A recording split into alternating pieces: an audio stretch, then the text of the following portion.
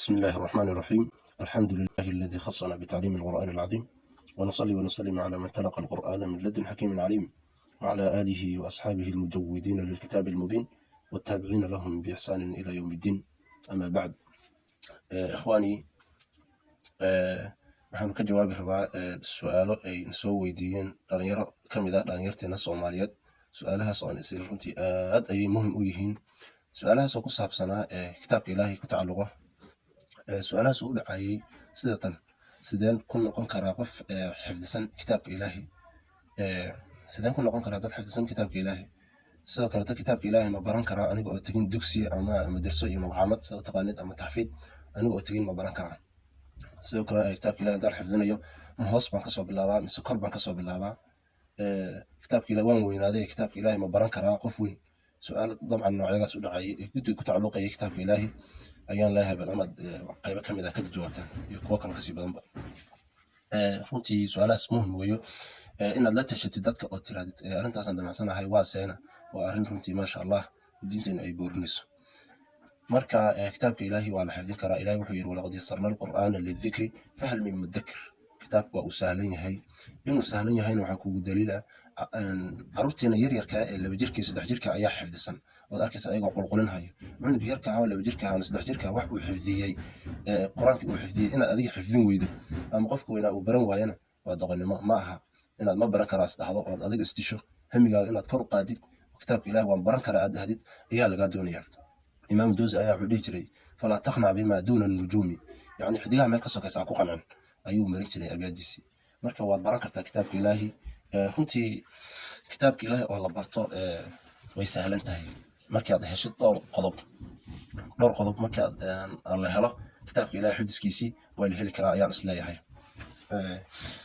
qodobka ugu horeeyo waa in aad macnaha jeceshahay kitaabka ilaahi. qof qur-aanka jecel oo rabo inuu qur-aanka xifdiyo oo uu ku biiro khayru naas, qof rabo inaad tahay weeye. haddii aadan jeclayn way adag tahay macnaha, ama caqabado badan ayaa ka sokeeya inaad xifdisid. waa inaad jeceshahay kitaabka oo raqbo iyo jacayl aad u hayso. qodobka labaad waxaan isleeyahay waa inaad u heshid waqti. haddaadan waqti haynin oo tahay qof busy ah ama mashquul ah, ma baran kartid kitaabka ilaahay. waqti waa inaad u heshid, walow waqtigaaga hurdadaba aad qayb uga goysid. hal saacad ba allaha ka dhigo, 24 saac ayaana soo marto habeenkii iyo maalinkii. hal saacada ayaa kaa badan aad ka xifdin kartaa, ama nus saac 30 daqiiqo kale. ugu yaraan waqti waa inaad u heshid kitaabka ilaahay. haddaadan waqti u helin saad ku xifdiso waa adag tahay. sidoo kaleeto waa inaad dhegaysatid oo tagtid goobaha dugsiga ama taxfiidka, meelaha qur-aanka lagu xifdiyo. dadkeena Soomaaliyeed dugsiyaasha aad ay ugu badan yihiin, meelaha qur-aanka lagu xifdiyo aad ay u badan yihiin, qur-aanka aad ay u ikraamaan. sidoo kaleeto waxaa culimada ay soo guuriyaan sheegaan culimadeena Soomaaliyeed qur-aanka waanu baranaaba dadyaga ugu akhriska badan ayaanu ku jirnaa. haddana waxaanu ka mid nahay dadyaga ugu camalfalka hooseeyo. camalfalkan ayaa hooseeyo. kitaabka ilaahay dadkeena inta badan aad uguma camalfalaan ayaa la sheegaa, laakiin aad ay u akhriyaan maa la dhahaa.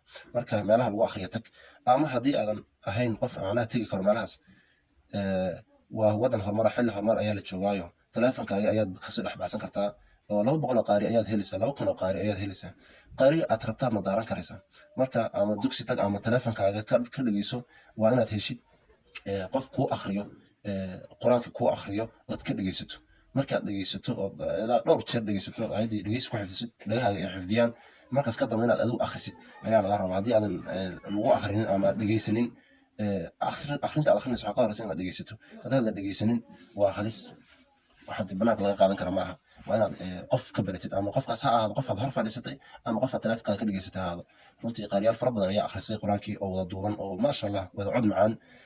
qaariga aad rabtaa dhegeysan karta, adiga qof walba isku dooq maahane. qaariga aad jeceshahay dhegeyso.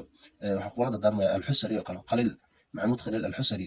haddaad youtubeka iyo googleka meelaha ku qortid waa kuu soo baxaya. sidoo kale maxamed sidiiq almushaawi oo kale haddaad qortid wuu kusoo daadanaya. ama sheekh cabdirashiid cali suufi ku tuuro, adigu midkaad doontid ku tuuro. qur-aanka waa isku mid, waad xifdin kartaa. qodobka afraad waxaan isleeyahay waa inaad joogtaysid kitaabka ilaahay. waa inaad joogtaysid ood xilliga aad u qabatay waa inaad daa'imtid ood galab walba tagtid.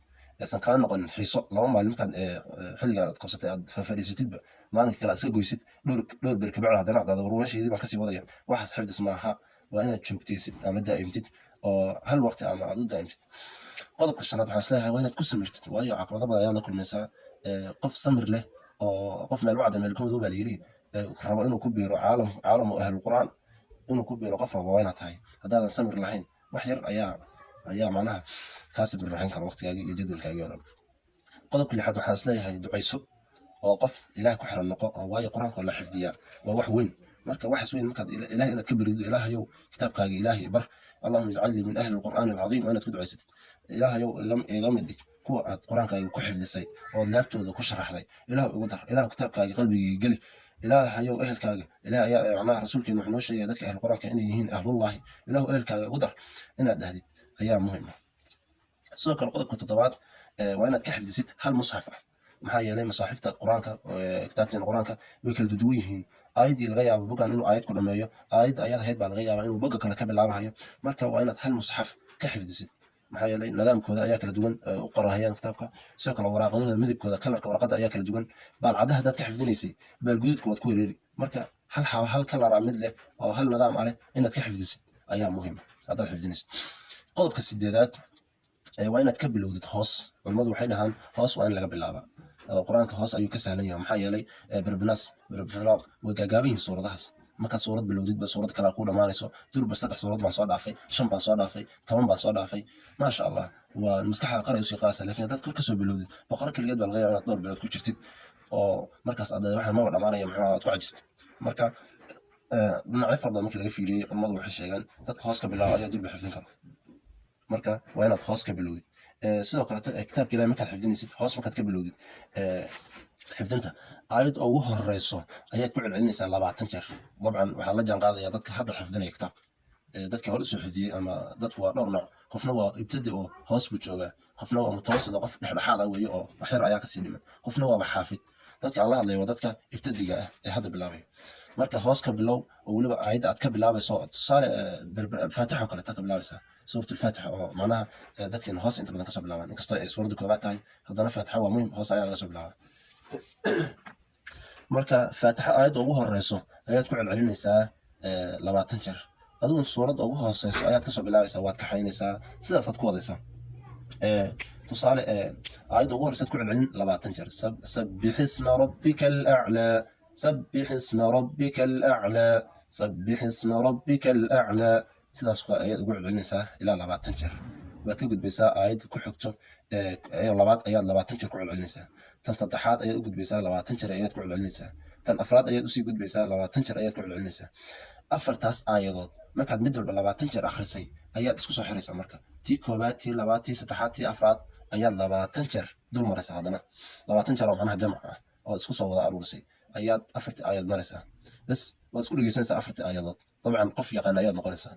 waad ka gudbaysaa afartii. tii shanaad baad 20 jeer akhrinaysaa, tii lixaadna 20 jeer, tii toddobaad 20 jeer, tii sideedaad 20 jeer.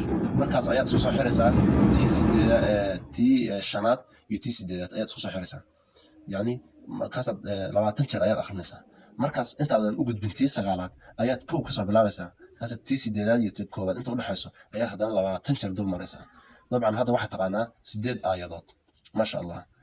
وحوين أيات قبصتي 8 آيات بهدأ تقاني مسهلني وأيو حال حديث بروحها ألف لام ميم حرف معهم ألف لام ميم ألفتا حرف أو ميمتا لامتا وحرف أو ميمتا وحرف أو ألف لام ميم نك آخر يصدق أجر هليا نك 8 آيات حفظي كورن ومير أجريسو وآدو بذي مركا سداسان قوة ضياق كتاب كورن ومعنو البا 4 آيات مالك عيا معناها آيات والبا 20 شهر بان أخرنيا مركا 4 آيات عمل أخيبا وانسو خلاصين خلاصه مهم وانا سو خلاصيست waxa soo martay afartii aayadood baan khulaasayn waan xifdin. haddana afartii kala khulaasayn waan xifdin. afartii hore iyo afartii dambe isku soo khulaasayn waan xifdin. markaas waxaad noqonaysaa qof ma sha Allah ah ahl qur'aan ah. sidaas hadaad ku wadid haddana aad joogtaysid in yar aad ku dhameyn kartaa kitaabka ilaahay oo quraanku waa kooban yahay waa 114 suuradood waa 30 juz. qof xifdisan hadaa tahay maalin walba juz la kici karo ama qof macnaha hataa xisb oo kala amal baran karo xisb maalin walba xisb xifdisid waxaad ku dhameyn kartaa 2 bilood bas maadaama quraanku yahay 60 xisb maalin walba xisb aad baratid 60 xisb 60 maalin ayaad ku dhameyn kartaa. haddii aad tahay qof